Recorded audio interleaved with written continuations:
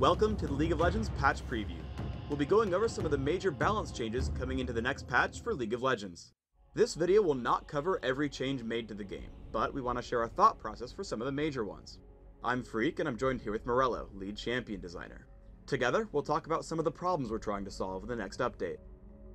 Shaco has a nice set of bug fixes coming into the next patch. What can Shaco players expect to see in this patch and in the future? We've squashed a number of them, particularly with Jack in the Box and one with Clone. All the weird bugs where you could see them when you were stealth, they didn't act kind of how you would expect them to be. Those should all be cleaned up now, and you should get kind of that expected behavior out of Jack in the Boxes again. We also made it so his clone shows up as a minimap icon and shows items. So it's going to be a little tougher to tell between Shaco and the clone again. So he can actually use those deceptive plays where he goes in the bush and sends his clone out and then deceives out. And does all the crazy stuff that I think Shaco players really like to try to do with Hallucinate. So these aren't all the bug fixes we're going to do. We still have some more, but we didn't want to just hold back the ones we had done while we finished the other ones. We're going to put these out. There's more Shaco bug fixes in store, and we'll be getting those out as soon as possible. Talk to us about the upcoming Mordekaiser changes. We're halving the amount of shield he gains from damaging minions, but we're increasing his early game shield generation to 30% from 25%, making him a bit more durable fighting champions, but weaker in a minion wave. We like Mordekaiser a lot. We think he's a really fun character, generally speaking, but he does get into kind of a movable object status in lane. That's mostly due to the rate of his shield generation when he has piles of minions around, which is pretty easy to do in the early game. So we made his shield only do half on minions, and that's going to have hopefully two effects. One, it's going to make it so you can actually harass Mordekaiser effectively, and it's also going to make it so he's more incentivized to use his spells on champions to grant himself more shield. Alright, so let's talk about Shen now.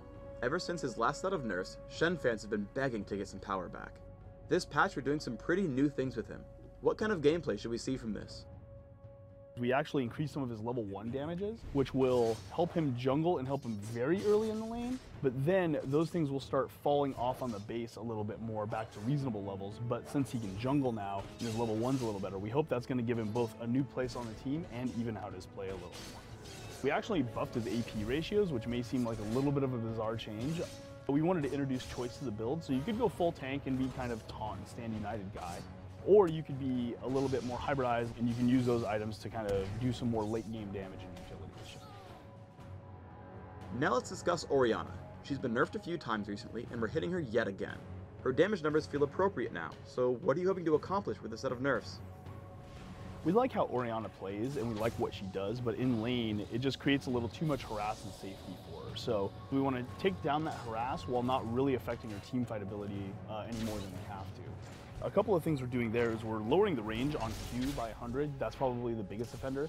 And we're increasing the mana cost by 10. So eventually you will have to go back to base and buy. And the range is going to make it so her positioning is a little bit more important. Taric has a huge set of changes coming up. Every single one of his active abilities is getting changed in some form. Most interestingly, he has a brand new ultimate. Can you tell us what your goals are with this updated Taric? The new ultimate is a PB AoE nuke that also results in kind of a softer aura that gives Taric some AD and AP and then gives allies half that amount. This will give him a feeling like he needs to be up in the front lines to get the massive effect out of it, which is good for Taric because he is a little tankier than other supports. But it's also still a support style skill. I'm still helping my team. I'm still helping them succeed. One other thing that might seem confusing at first to look at is the shatter damage decrease and cooldown decrease. The reason we did this is we just added a new nuke to him on his ultimate, and we didn't want to turn Taric from a support character into a burst caster. But it'll make it so once you get in that fight, you can use shatter repeatedly and really get in there and kind of do continuous damage to the team and still be providing that support. Thanks for tuning in to the League of Legends patch preview. Please subscribe to the Riot Games YouTube channel up top, and leave us your thoughts on the upcoming patch in the comments below.